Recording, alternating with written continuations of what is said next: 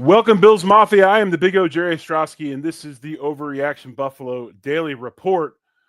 Your Buffalo Bills news for April 23rd, 2025. Yesterday at One Bills Drive, we had Brandon Beane, Josh Allen, and some others at the podium as they gave you their latest feelings on the offseason. And of course, Brandon Beane dipped in quite a bit to the upcoming NFL draft, which begins on Thursday night. Tonight on the Big O Show, I will give you my favorite draft prospects coming up in this year's draft. But Brandon Beane, it was all about business. It was all about the projection business is what he had to say today. He said they are projecting prospects and they're getting ready to make their selections. Just some things that Beane talked about that were noteworthy. As you would expect, he didn't give any secrets, really didn't give any clue as to what the Buffalo Bills were going to do with this upcoming draft. But he did talk a little bit about James Cook and his contract situation. And the message that was sent out, nothing has changed. Bills GM Brandon Beane says running back James Cook is not here this week for voluntary workouts. Said people can assume it's because of his contract, but that's not fair. He hasn't told me that. Doesn't mean he won't be here next week or the week after. He'll be ready to go. And again, Beane talking about that James Cook contract situation, said nothing has changed since the initial conversations that Beane and the Bills had with James Cook in his representation. On the return of Trey White, we'll talk a little bit about Trey White here in a little bit. He had some really, really cool insight and things to say today at One Bills Drive. But on the return of Trey White, Brandon Beane says, great to have Trey back. The business part of this stinks, but I made it clear that just because we are parting ways now doesn't mean it's forever. Obviously talking about last season when they had to release him and that big vet purge that they had to get their salary cap right. He said he didn't anticipate it happening a year later, but this his film has really improved as last year went on. So basically saying didn't maybe anticipate Trey White being back with the Bills. It was open to him. It was open to him and Sean McDermott.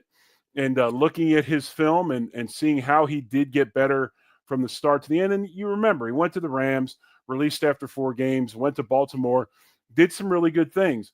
And obviously Trey White coming back from an Achilles injury. Before that, the ACL. Lots of injuries to come back from for an older player. So as the year went along, he got better and better as he got feeling physically better. I mean, it's just the way it is. It's human nature, folks. And very happy to have Trey White back on his team because while he does bring a veteran presence on the field, he brings veteran leadership in that locker room. And what a wonderful mentor for a young cornerback that hopefully we will draft here in the first couple rounds on Thursday and Friday. Brandon Beane went on to say it's really, really hard to have a class of 10. When he says class of 10, he's talking about all the draft picks and the capital that the Bills have this season. They're in the top like 3 or 4 in the NFL as far as draft capital goes. Says you have to be smart moving picks and how they do it. Very excited to have the extra second-round pick. That gives me a bit of a clue. When you start talking about a lot of prospects, you talk about the extra second-round pick. If you decide to make that move up, because you've got that extra capital with the second-round pick, you can include one of those picks to move up in the first, and you still have another one. And I thought that was very, very interesting. Another thing that he said that was very, very interesting to me, and we'll talk probably a little bit more about that tonight on the Big O Show. So he did make note that this is a very good defensive line draft, both inside and outside. Look at that how you may. If I would have to guess right now, not being in the war room at One Bills Drive, I would say that maybe it's cornerback early because we know we can get better players at the defensive tackle position later, unless one of those home run hitters is there like we talked about, Kenneth Grant, Harmon, Nolan. That's why it's awesome Thursday night. We'll find out what Brandon Beane has just in mind. Also talks about evaluation of players. The Bills do not have 31st round grades in this draft. So that's something else to think about.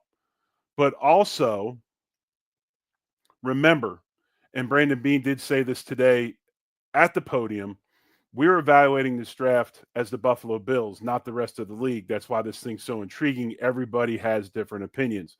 But the Bills do not have 31st round grades in this draft. He said that his staff has done some mock drafts.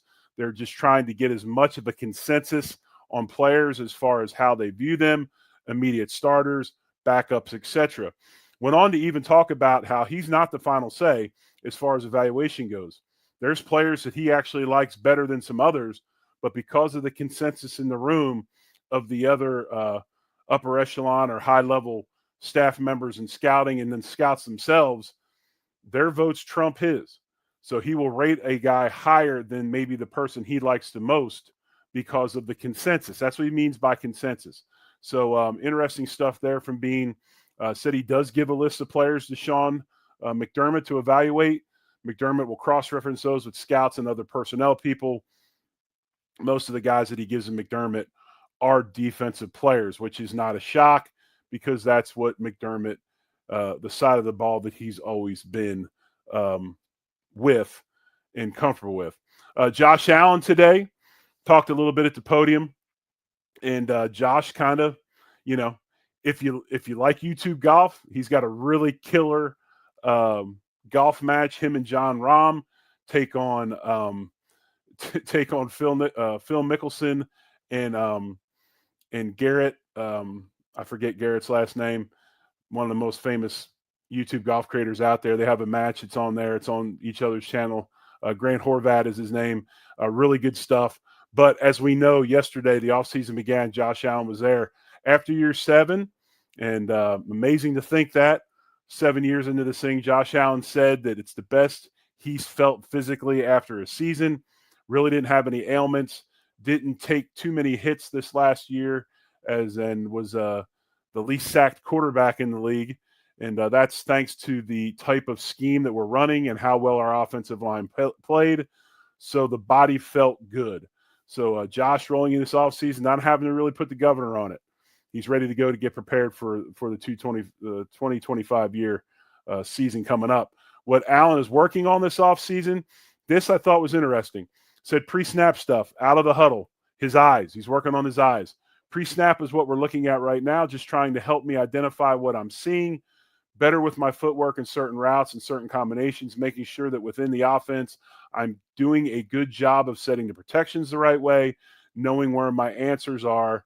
And that makes me excited because he's that guy now. He's moving to that echelon. And once that whole thing clicks, it's going to be something really, really special, more special than we already have, which is an amazing quarterback in Orchard Park. So Josh Allen had a few things to say. Funny that he did say he's pretty much canceled all his social media, so he really had no clue that they signed the next guy that I want to talk about, Trey White. So obviously Trey White, following the 2023 season, the Bills let him go, as long as several other veterans. We talked about that earlier. The two-time All-Pro suffered the Achilles tear just 4 games into the 23 season, and the year prior he had the ACL. And actually, he was coming back from the ACL, so he had just 6 games. But one thing I thought was really cool, what Trey White had to say: acknowledge the mental and physical toll required to come back from both injuries, emphasizing he was able to grow from those experiences and learn from the adversity, which doesn't define him. He said, mentally and physically, I'm great. My therapist told me to leave the past in the past, and that's what I'm going to do.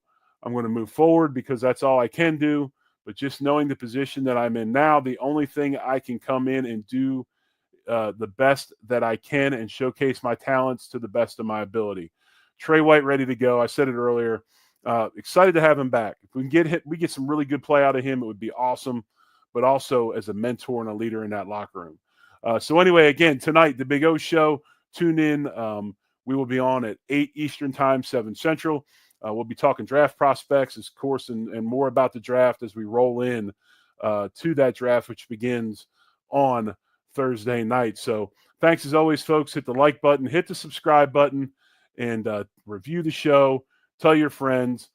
We appreciate you watching and listening, and we'll be back tomorrow with more Bills news right here on Overreaction Buffalo Daily Report. I'm the Big O, Jerry Ostrowski. As always, folks, much love. Go Bills.